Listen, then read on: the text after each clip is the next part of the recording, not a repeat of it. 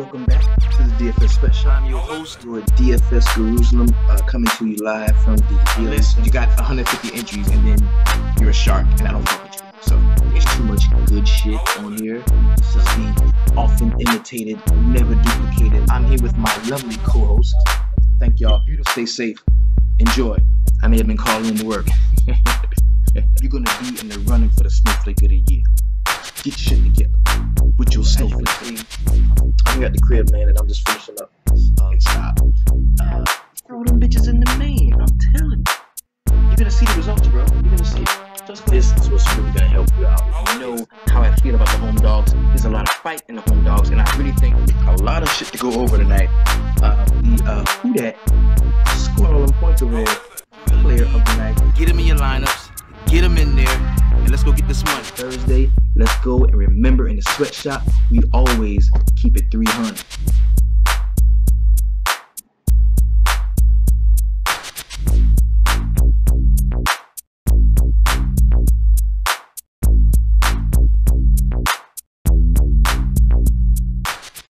Yo, what is going on? Yo, big shout out to the homie Paulie D, man. Yo, I don't know if y'all checked him out, man. He's over doing his thing with the Wise Take guys and the Wise Take podcast, man.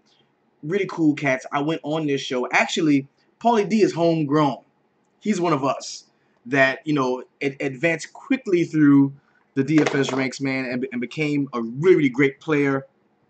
And is doing his own thing, man. And anytime, you know, somebody grows from the shop, goes off, and gets to do bigger and better things, man, that is awesome. So big shout out to the homie Paulie D. Go check him out. Wise Take Podcast. Him and the homie CK, Chris CK. Yo, cool cats. Go check them out, man. Really, really cool dudes, man. Love them cats, man. Love them cats. So DFS Jerusalem, and of course, you can follow me here, as you see, on Twitter at DFS Jerusalem. Tonight, yo, was a pretty solid slate for me tonight. Was really good across both sites. Finally, I was able to kind of crack that top 10 in the GPP where I wanted to on DraftKings, man. Because usually that's my shit. That's usually where I'm at. When we talked about how much I liked Harden, but we went a little bit more in depth, and what we uncovered was, you know, looking at where because what we had to do on the slate, you had to pick a stud. You had to grab a stud and fucking ride with him. And in my 10 lineups that we all made together, in my 10 lineups, I had 9 of them had Harden in it. And it's funny because the only lineup that didn't have Harden had, like, probably the best play of the slate. But that we'll talk about that in just a moment. But just to give you an overall view of the actual slate, man, no Harden, no money, bro. It was hard. It was tough to get it without Harden. And I shied away from LeBron. I shied away from Westbrook. I shied away from the Twin Towers, who I had been using a lot. Usually I'd play Boogie on DraftKings and AD on FanDuel. Like, I shied away from all of that shit, and I just put it all on Harden. Because what we looked at when we saw this was everybody that's at the price that they're at. Were they at that price last year? And if they weren't, why? We looked at Westbrook, where he was priced on DK. You look at Westbrook and where he was priced at on DK. And last year, we would have loved to get Westbrook for under 11K. Well, the dynamic has changed, and that's just not his team anymore. So that X'd him out. Then you looked at Harden and how we would love to get Harden under 12K last year. Well, guess what? His team hadn't changed at all. You know what I'm saying? So that was a no-brainer for me to really rock with Harden, man. It was a no-brainer for me. So and just to give you a quick look, DK pretty solid for me there, and on FanDuel, 48 double the buy-in on FanDuel. So it's pretty decent night for me, man. Pretty good one. So let's go ahead and go with our regular our formatting of the show, where we talk about you know, just the plays that we really like, the guys that we were really behind. And I'm going to open it up here with our featured 4 players of the night. First guy we're going to talk about is the who dat scoring all them points over there, player of the night. And, you know, this dude was in the running for just the straight up heat check play tonight. He was. I'm talking, I mean, his first half was phenomenal. 24 real life points in the first half. 42 minutes he played, 34 points, 5 boards, 11 assists, a couple of three-point shots made. Awesome, excellent game we saw from Drew Holiday. He is tonight's who that scoring all them points over there play tonight. And I say that because this guy was 1% owned. In a lot of tournaments, this dude was 1% owned. Like, nobody was on him. Nobody was on him. And I had very little exposure to him. But excellent game from him. The next guy we're going to talk about is the how did I miss that play tonight. This is a guy who I had absolutely zero of. I had no Paul Millsap. 6.8K, very modest priced on him. 17.7 boards, 5 assists, 6 block shots, which were big. Also had a couple of steals and only turned the ball over 3 times. So very solid game we saw from Paul Millsap. Now the Heat check play tonight. No introduction needed. 10.7 for James Harden. Dude goes out, damn near 8 X's on him. 83.75 DraftKings points. That was just unbelievable. First triple-double we've seen from him for the year. 35 points, 11 boards, 13 assists. Hit 6 3-point shots, 5 steals, a block shot. He did everything. He did everything. Shout out to the homie James Harden. This is the Harden that we were paying 14K for last year. This is the Harden that we were paying all the way up for last year. And nothing has changed. Nothing has changed. I mean, especially with no Chris Paul to kind of, muddy the point guard situation or the ball handling situation in Houston. With James Harden, just free run James Harden, D'Antoni offense. You got to play this cat. You got to play this cat. And it's gonna be tough to get him at this price again. I really feel that way. So now we must talk about that one motherfucker. Here we go. Ryan Anderson for the same game, 34 minutes. Now see, other guys were in the running for the snowflake of the night. Okay, other guys were in the running, but bro, Ryan Anderson played 34 minutes. 34 minutes. 5 points, 4 boards, 3 assists, a steal, hit a 3-point shot. You a motherfucking snowflake with your snowflake ass, and I'm not going to roster your bitch ass again. Now, we told people not to play this dude. Do not play him at the crib. No, don't play this cat. He's not worth it. He doesn't do well at home. That's the book on this dude. And I still saw him almost 20% owned in a lot of tournaments, man. I had no interest in playing Ryan Anderson. That dude fucking sucked. Sucked. Horrible. And what it was, it just so many minutes he played. So many minutes. Oh, this is bad. 34 minutes. And it was horrible. So tonight, Ryan Anderson, you are a motherfucking snowflake with your snowflake ass. And I'm not going to roster your bitch ass again, especially if you're at home in Houston. No way, Jose. So let's go ahead talk very briefly about last night's games. We do this so that if you didn't get a chance to watch all of the games, you can tune in to this show, and we can kind of gloss over it for you, kind of give you an idea who did what, how they did it, and how it all went down. So let's go ahead and take a look. First game we got is going to be the Los Angeles Lakers going to Washington, take on the Wizards. This game didn't look like it was going to be a blowout at a certain point in the game, but before you know it, bro, Washington really ran away from them. So but let's just get into it, because Kyle Kuzma, 1 rebound short of a double-double, 13 and 9 with 1 assist in his 34 minutes. We saw KCP, solid game, 13 and 4 rebounds with 3 assists and 3 steals. Lonzo Ball, almost triple-doubled on him, 10 points, 8 boards, and 8 assists. Had a couple of steals as well. Pretty solid game there from Lonzo Ball in only 28 minutes. Jordan Clarkson off of the bench, 15 and 2, while shooting 50% from the field. And Julius Randle with the handle, almost had a double-double, man, 11 and 9 with 1 assist and 1 steal. On the Washington Wizards side, big game we saw from the homie Otto Porter Jr., man, 20 points, 11 rebounds, 2 assists, 1 steal, while shooting 56% from the field. Markieff Morris, 16 and 5 to go with assists, and there was an injury scared there, but it seems he's okay. Bradley Beal, 22 points, 5 boards, 5 assists, and 1 steal in his 31 minutes. And Kelly Oubre Jr. off of the bench didn't do much, 4 points, 7 boards, and 1 steal, while shooting 12% from the field. Very, very bad percentage there.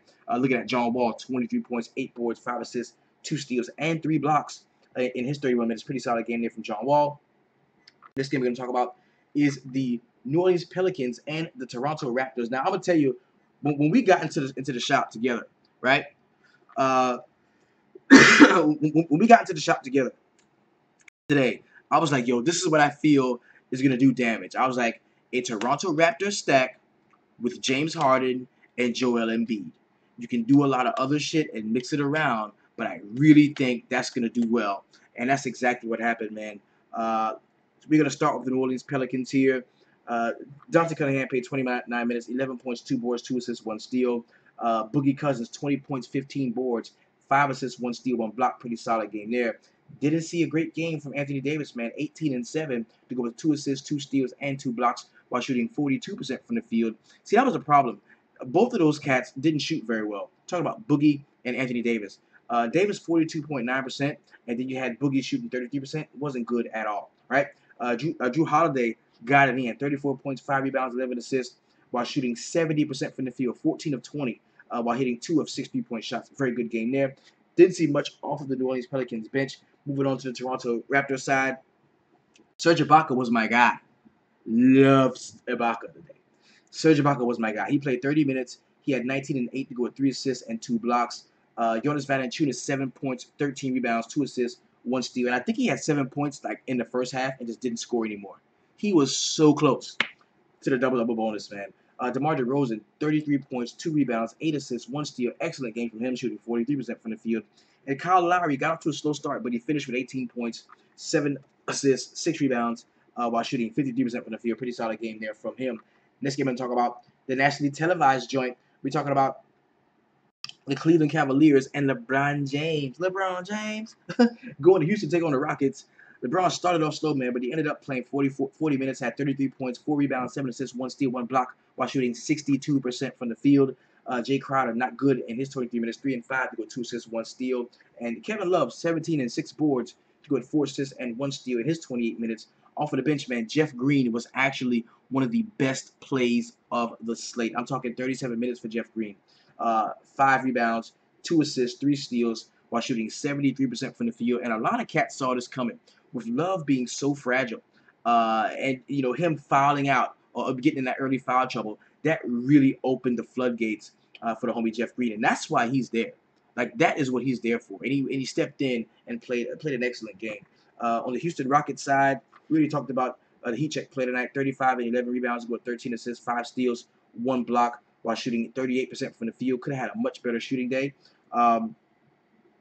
Eric Gordon, he did score 20 points, but he didn't do much else. He only had 2 rebounds and 2 steals. That's the only peripheral stats he had besides those 20 points in 39 minutes. Trevor Ariza, in 42 minutes, 17 and 4 to go with 2 assists and 2 steals. And of course, Clint Capella, nice double-double in his 31 minutes, 19 and 13 to go with 1 assist and 4 big block shot, shooting 77% from the field. Pretty solid game there. Next game I'm going to talk about is the Sacramento Kings. This was a pretty entertaining game, man. It came down to the wire, man. It was a good one. Dario Saric, double-double in his 34 minutes, 13 and 10 to go with 2 assists. And I kind of like what we're seeing from Dario Saric. I love the trajectory in his play and how now he's out there with the starters. Those guys are really good. He's got to step his game up in order to keep his spot. There's cats off of the bench nipping at his heels. I like Saric here. Him getting 34 minutes and going out and getting a nice double-double really bodes well for him down the stretch, going through the rest of the season. Robert Covington, 24 points, leading the team in scoring, 7 boards, 1 steal, and 2 blocks. I was looking for a bigger defensive game against the Sacramento Kings from Covington, but he made up for it with a pretty solid shooting game, going 6 of 12 from 3-point, really shot at 3-point shooting. Covington, 35 minutes there. Joel Embiid, 22 and 15 boards to go with 2 assists and 3 block shots, while shooting only 35% from the field. Come on, baby. Joel Embiid took 4 3-point shots. Stop. Get your ass down there and bang, bro. Stop it. JJ Redick in 33 minutes had 14 and 4 to go with 5 assists, while shooting 46% from the field. And Ben Simmons, disappointed, was in a spot where I really didn't love him. If he's under 9K, I'm gonna play him. He was right at 9K, so I really didn't have much interest in him. 18 points, 2 rebounds, 6 assists to go with 2 steals, while shooting 75% from the field. Just didn't shoot much. Only took 8 shots. Just didn't shoot much. Justin Anderson, in 16 minutes off of the bench, did get 10 boards and only had 6 points. He had a steal as well, while shooting a paltry 22% from the field. The Sacramento Kings, pretty solid game yourself from Zach Randolph, man. Zebo is balling, bro. Zebo is really balling, and nobody's playing him, so he's staying cheap. In 29 minutes, 20 points, 7 boards, 2 assists, 2 steals, and he's pretty much strong as fuck and can still play, man. Costa Kufos off of the bench in 20 minutes, 8 and 12 to go with 3 assists and 1 block shot. We saw the homie Justin Jackson in 29 minutes scored 19 points, 1 board, 2 assists, while shooting 58% from the field. And Buddy Hield in 20 minutes, 8 points, 4 boards, 4 assists, and 1 steal in his 20 minutes.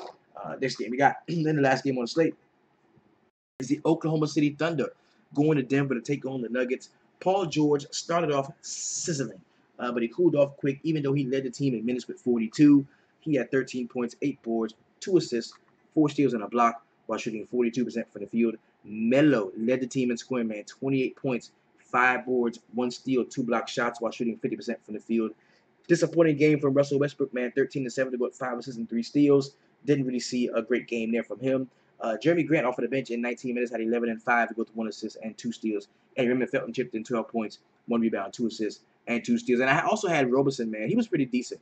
He didn't do like a ton of anything. He had 4 points, 6 boards, 5 assists, 1 steal, and 1 block. But he was just decent. He was decent. All right, Denver Nuggets. Wilson Chandler shat the bed again in 26 minutes. 2 points, 3 rebounds, 4 assists. Only hit 1 shot. He took 4. Millsap, we talked about him, 17-7 with 5 assists, 2 steals, and 6 blocks. He did lead the team in minutes. Nikola Jokic double-double, but it was a small one, 15-11 to go with 3 assists, 1 steal, while shooting 43% from the field. And Emmanuel Mudiay led the team in scoring off of the bench, man. 21 points, 7 rebounds, 5 assists, while shooting 80% from the field, man. 8 of 10 shots. Pretty nice. Didn't see much of Jamal Murray, but when he was out there, he only played 18 minutes. We had 9 points, 3 boards, 2 assists, 2 steals. Wasn't in any foul trouble. Nothing like that. It was just Moutier was raking when he was out there, so they left him out there. Plumlee off of the bench, 13-4 with 1 assist, 1 steal, and 1 block. And that may mean something, bro. You've got to. That may mean something. That really means something. That Moutier off of the bench played 29 minutes and Murray only played 18. Like that's gonna mean something. So now that we've recapped all of the games, let's go ahead and take a look ahead to today's slate. It's an 8-game slate. If you know me, man, you know I really like those 8-game slates. There's a couple of games that just automatically jump out to me. The first game is that Orlando Phoenix. I love that one. It's a 224.5 point total.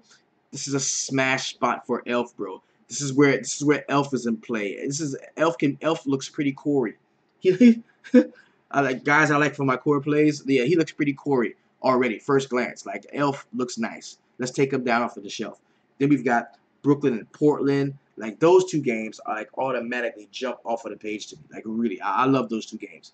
So let's go ahead, go through it game by game, break it down, bag it up, and see what we can come up with. First game we got is going to be the Atlanta Hawks going to Detroit to take on the Pistons. 208.5 point total. It is a 9-point differential in favor of the Detroit Pistons here.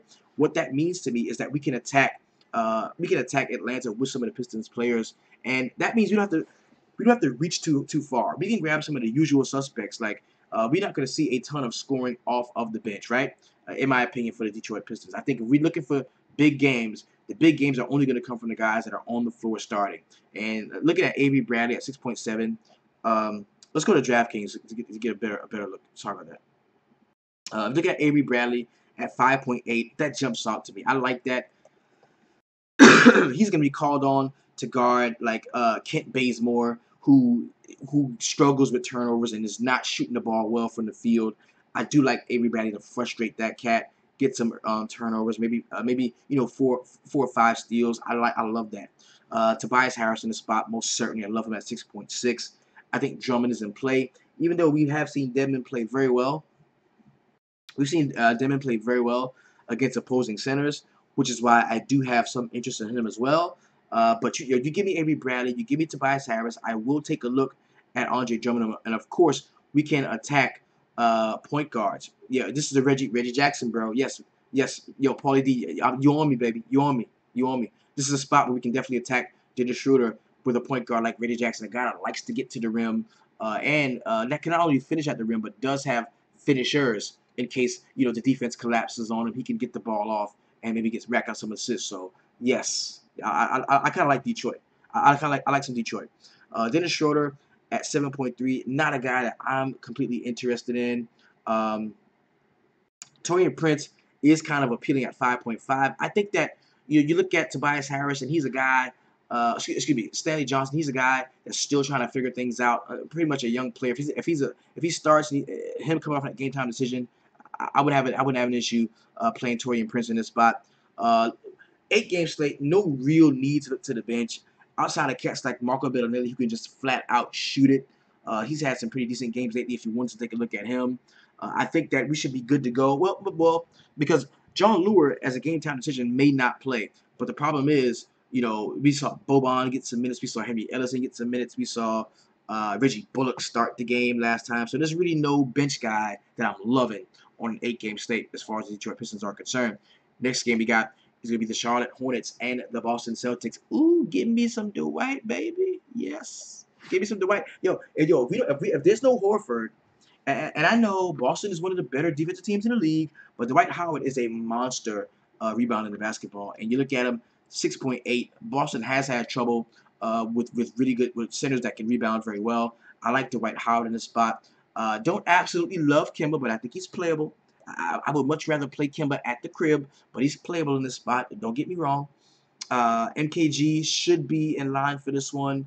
I like Kemba against Kyrie. Yeah. I do like Kemba against Kyrie, but honestly, I like Kyrie against Kemba more. Give me some Kyrie Irving here. I think Jaylen Brown is a guy that could definitely be in play. Tatum is questionable, probably won't play due to that ankle that we saw from him. Al Horford should be out in this spot.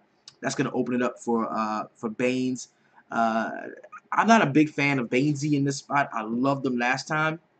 I'm not a big fan here. I think maybe Marcus Smart coming off of the bench at 5.7 is definitely a usable play. Maybe even Marcus Morris at 4.6. I kind of like that price on him. But yeah, Kemba and Howard, loved it. Kyrie costs too much for me, and Hornets have been solid against point guards. Yeah, I do like Kemba. I do like Kemba. Yeah, but Kyrie, bro. Kyrie is Kyrie. And I like that. I like that he had a kind of a down game last time out. He only 35 points. I think another 50 is right there waiting on him. I like that. This game we got is going to be the Indiana Pacers and the Chicago Bulls. Miles Turner, 7.1, definitely in play for me. Vic Oladipo, 7.5. Yes, he's a guy that I can definitely take a look at. Darren Collison, yes, at 6.6K. Now, I won't be stacking this shit. I really won't. But these are guys that I do think are playable. Lauri Markkanen, if he is playing, I think he's a guy that you can take a look at 6.4. Robin Lopez is a no for me. Jerry Grant at 4.8. Very cheap if he's starting. I kind of like him. Maybe some Denzel Valentine at 4.3 off of the bench if that tickles your fancy. Bobby Portis. Can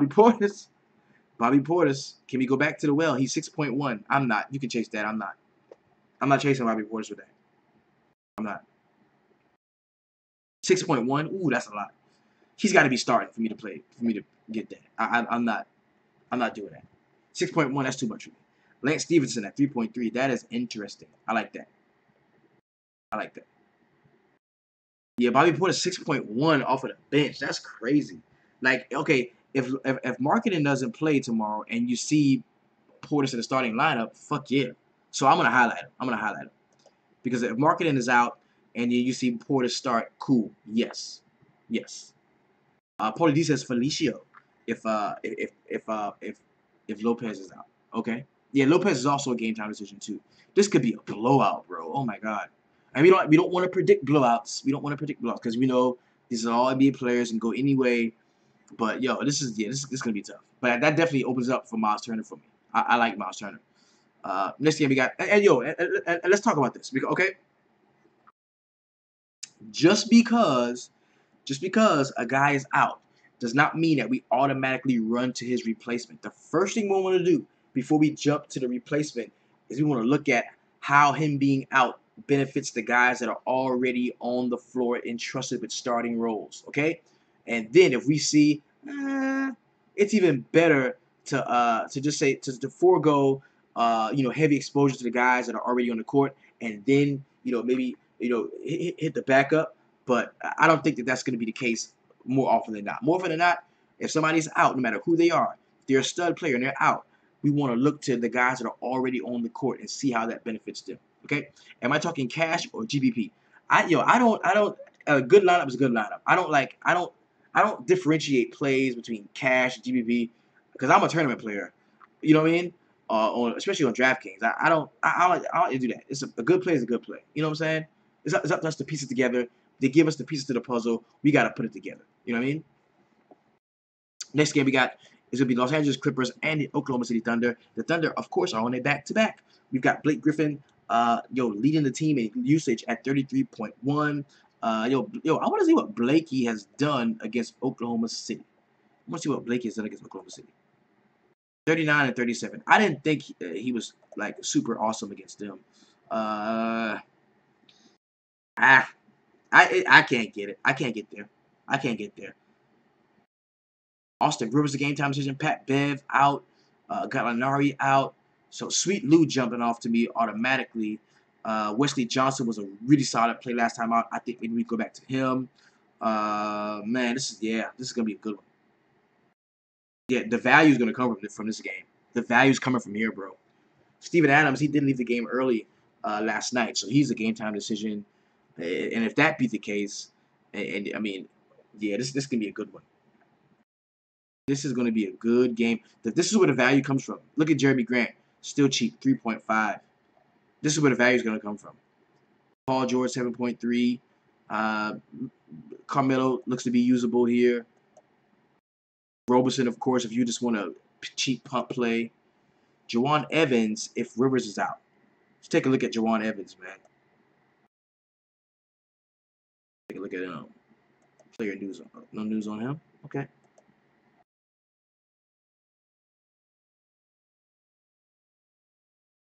Jawan Evans. Griffin should ball out.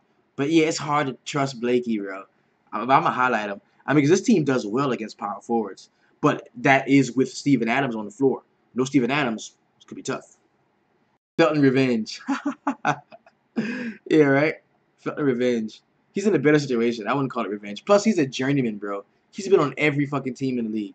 There's no revenge for him.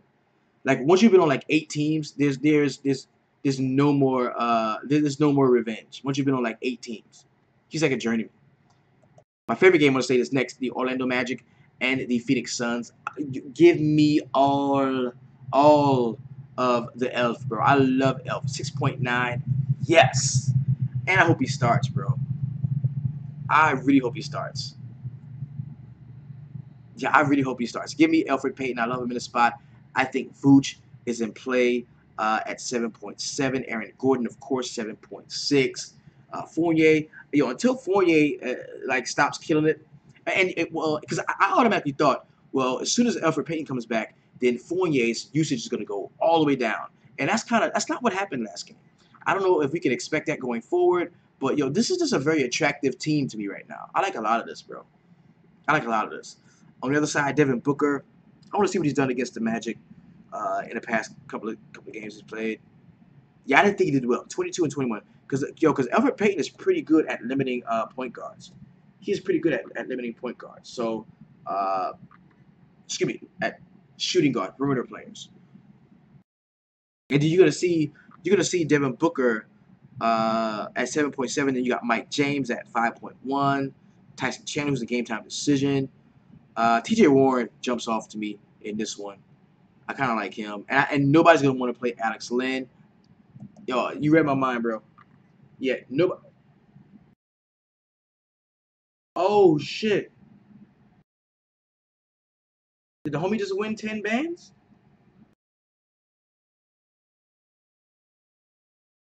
Oh shit! The homie just won 10 racks. Oh shit! Yo, my guy, let's go check this out. What the fuck? This is in. Let's go to the Facebook VIP really quick. Want to make sure I'm seeing what I think I'm seeing. Let's go back because I think one of the homies is crushing. Let's go check this out. He was in the. Yep, there he goes. Oh man, look at that. That's what I'm talking about. And shout out to Andy, bro. Shout out to Andy, man. King of the Sweatshop tonight, man. That's awesome, bro. Life changing. That's what the fuck we do, man. Oh, that's beautiful, man. Awesome, bro. Yo, shout out to you, man. Shout out to the homie Andy Helugia for going out and for his what, $68, winning 10 bands. That's that sweatshop shit right there, homie. I love to see that, man. Oh man, I love to see that. And if you want to, if this is what you want to do, if you want to get your turn, man, go to the website, man, www.dfssweatshop.com. I'm gonna get my turn. The homie had his, man. That's nice, man. Shout out to you, man. Salute. Keep doing your thing, man. That's beautiful. That's why we come to work. That's why we clock in, baby. Let's get tonight in this live, I was like, somebody we're gonna get to the money tonight. I was like, we are gonna get to the money tonight. And that's exactly what fucking happened. I won my little bit and he fucking went ham. Dope, dope. Back on the grind, man. Awesome, man. Awesome. All right, so Chandler's a game time decision. We already know that. Greg Monroe, Alec Williams, those cats ain't playing. So the bigs, like when Alex Lynn shat the bed and got an early foul trouble without Tyson Chandler, we saw a lot of Jared Dudley, and he wasn't horrible. Do I want to go there? Do I want to give Jack and Bender a shot? You know what I'm saying? Yeah, $68, man. That is nuts. Somebody give me some math on that. Like, what is the man? Fuck that. I ain't got time for that shit. It happens. Ain't like we never seen that before. This game we got is gonna be the Milwaukee Bucks and the San Antonio Spurs. Now, question here is, will we see the homie Eric Bledsoe? Is he gonna be playing? Is he gonna be playing? Let's see. All right, so okay, he's gonna make his debut. Okay, cool. Yeah, he's gonna play. Bledsoe is expected to make his debut for the Bucks on Friday against the Spurs. Not an opportune spot to start him, man. Not an opportune spot to start him here. I think 10.5 for Giannis in San Antonio is still modest and it's still decent. I can rock with that. I can play Giannis here. Malcolm Brogdon at 5.5. Yes, I kind of like that. And you know what, man? 6K for Eric Bledsoe. Fuck yeah. 6K, 180 times his buy-in. Oh, shit. 180x. Nice. So, Eric Bledsoe at 6K, bro. Against the young rookie point guard, or yeah, the second year point guard or whatever, Murray, yeah, you can play him. LaMarcus Aldridge here at 7.9. I think he's playable. Powell, not so much. Danny Green, the defensive usage should be there for Danny Green here at 4.7. I kind of like him. Patty Mills maybe getting some minutes there at 3.9. It's usable. I like that. It's tough to get behind a lot of the San Antonio guys. You know what I mean? It is. Yeah, I kind of do like Powell. I kind of do like Powell here. I do. And John Henson, I'm gonna be like, they're gonna be chasing me down all day, telling me to play John Henson, and I just hate playing him, so I'm not gonna play him. Yeah, Paulie D looking at the Spurs bigs, and that's kind of where I'm at. Aldridge, maybe some Paul Gasol, and Rudy Gay off of the bench, 5.4. Yeah, yeah, that's gonna be in play for us. Then we got Miami, the Miami Heat going to Utah, taking on the Jazz. This is gonna be like huge, defensive battle probably. 196.5 total. So you're looking at, and see what this is gonna do. This is gonna scare a lot of people. A lot of people are gonna be scared off of this game because, oh man, the total's so low, it's below 200. But what that actually means is you don't have to scrounge around to find the guys that are gonna score the points. You can look to the main people. And the first two guys that are jumping off of the page for me here is going to be Dragic and Whiteside. I love them because, Dragic and Whiteside and, Rudy Gobert here definitely is going to be jumping off to me. I like Rudy Gobert and Donovan Mitchell too. What I'm saying about this game, what I'm liking about this game is that the totals are low. The differential is also low. It's only a 3-point differential. Utah's at the crib. I could definitely see, Goran Dragic and Whiteside with the two-man game playing very well together. I kind of want to say I can see the same thing for Ricky Rubio. I don't like to play point guards in Miami, but in Utah, Ricky Rubio there with Rudy Gobert, I kind of like that. I think I'd have to pick which side of this I would want to go. Do I want to go Rubio Gobert? Do I want to go Dragic Whiteside? I would pick which side I would go here. And right now I'm leaning. Of course, I'm gonna always lean toward the home team, but I kind of like. This is a good matchup, man. Whiteside 47 last time out, 11 against Golden State, 53 against the Clippers, against DeAndre Jordan. who is very similar. DeAndre Jordan is very similar to Rudy Gobert. Very similar player. Rudy is a little bit more adept offensively, but they're very similar players. And I like the fact that I'm going to get somewhat of a discount on Hassan Whiteside, because there was a time last year we were paying $9K for this cat, right? Waiters is cheap on DK. Yeah, Waiters, the price on Waiters is pretty good, 5.5. I like that. And then you got James Johnson, man, at 6.3. The price is up on him, but he's been doing a lot off of the bench. So next game we got, and the last game on the slate, it's a late night hammer game, is going to be the Brooklyn Nets and the Portland Trail Blazers. We've got a 222.5 point total. Big game Dame here in the spot, man. Just block him. Yeah, give me some Dame. I love Dame here in the spot. I think Nurk is in play at 6.8. CJ, I'm not as big on CJ as I should be. I don't really love him. Maurice Harkless for the cheap at 3.7. If Alfred Camino is out again, I think he is usable. Yeah, I think he is usable. Evan Turner at 4.2, definitely a guy that we could get behind. And also, Pat Connaughton at 3K could be the 3K play today. I kind of like him. On the other side, you got D'Angelo Russell. Yes, give me that D-Lo at 7.6. I like that price on him. Ronnie Hollis-Jefferson is the game time decision. I don't love him anyway if he does play. DeMarre Carroll, 5.8. I think he's usable in that spot. I wouldn't have an issue there. Alan Crabb at 4.2. If he starts, there is a revenge narrative here. Paulie D. Yo, this dude's like reading my mind, bro. that's my dude. Yeah, there's a narrative here because he's going back to Portland. You know what I mean? He's going back to Portland. I kind of like that. I kind of like that. Yeah, if Crab gets to start, I like that. Trevor Booker, it's a game time decision if he's not playing. Spencer Dinwiddie, nah. AC, are we gonna fall for that AC shit again?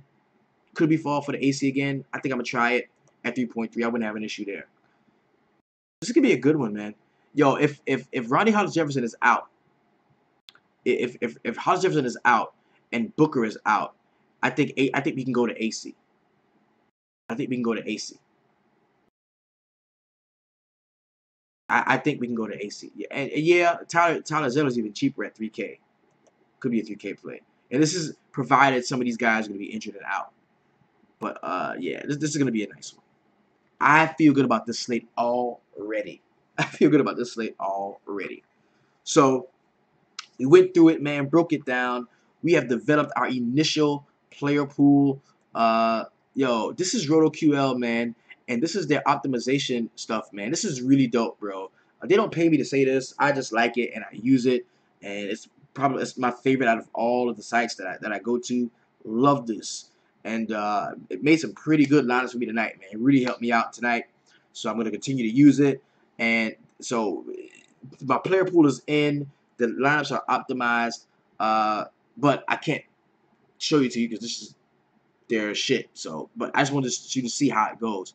And what I like about it is there's different like settings you can use on it, where you could go, do like, you know, floor. You can do projection. You can do, you know, salary by ceiling, by floor, by consistency. DVP is a way, and it's going to give you different projections throughout, and you can just find the ones that you like. So it's pretty dope, man. Pretty dope. I like this, and it's fairly affordable in my opinion. If you want to use it, you're more than welcome, man. Go ahead and hit it up. There's gonna be a link in the description to this video. So I've got my player pool already set. This is my personal player pool that I've shared with you. If you want to go a little bit deeper in depth with us, yo, get with us 5:30 today inside of the Sweatshop VIP, where the homie got to that money, bro, and really got it in. So if you want to rock, come on, get with us, man. Go to the website. It's www.dfssweatshop.com. Upon your paid subscription, I will welcome you into the very best Facebook group online. We can go and get this money. If you are on DraftKings, keep it $350. If you're on FanDuel, keep it $450. You're rocking with me, where we keep it real, we keep it honest, and we always keep it 300. Peace.